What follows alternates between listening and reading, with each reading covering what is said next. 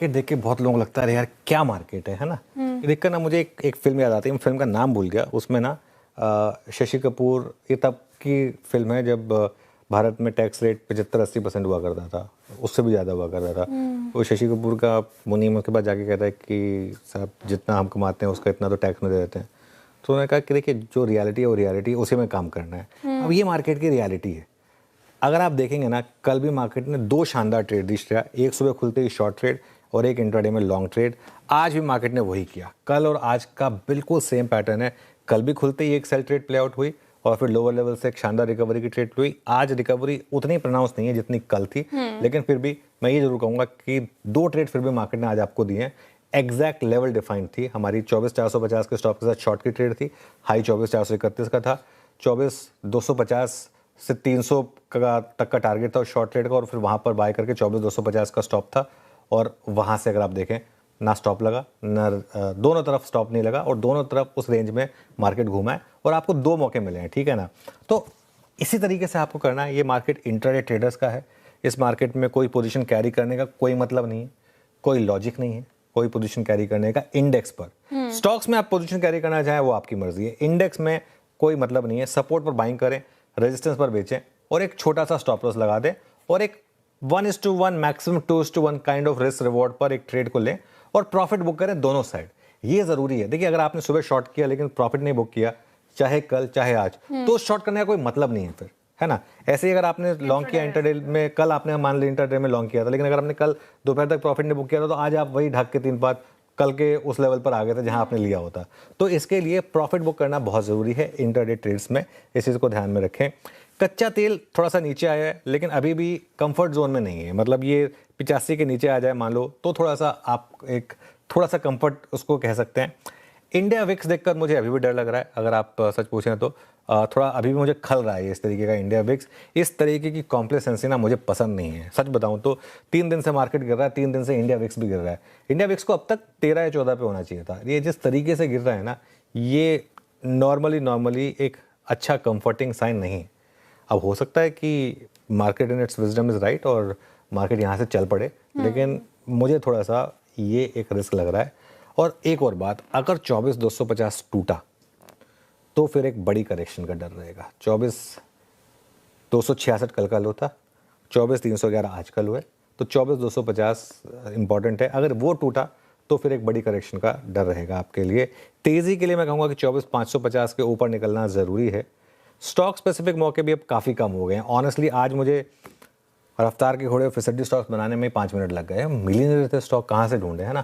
Obviously ढूंढे फिर भी, लेकिन अर्निंग सीजन का भी कल लास्ट डे है, आज पेनल्टीमेट डे। आज इंडेक्स के सारे स्टॉक्स आ चुके होंगे, उसके बाद एफएनओ के कुछ बचेंगे, कुछ कैश के बचेंगे जो लास्ट दिन पर आते हैं नॉर्मली, वो कल आएंगे। तो वहाँ से भी थोड़े से आपके ट्रिगर्स कम होने शुरू हो जाएंगे। निफ्टी पर अप्रोच बहुत क्लियर है, 24,250 से 24,300 आपका सपोर्ट बैंड है, 24,400 से 24,450 आपके लिए रेजिस्टेंस बैंड है, और इसी रेंज में मार्केट घूमा है। यही रेंज हमने सुबह डिस्कस की थी। बैंक निफ्टी की जहाँ तक बात है, बैंक निफ्टी पर सपोर्ट है 57,200 से 57,500 कल के लो और 200 डे मूविंग एवरेज के बीच का, और रेजिस्टेंस है आपकी 57,800 से 58,000।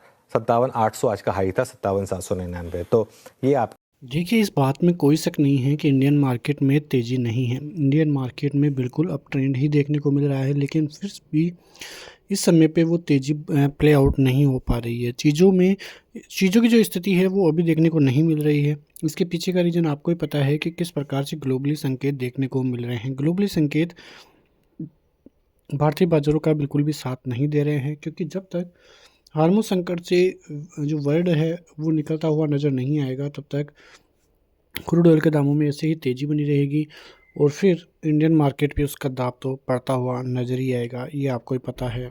आज भी रुपये में दबाव ही देखने को मिला है, तो यदि रुपया दबाव में होगा तो मार्केट में तेज़ी देखी भी नहीं सकती है।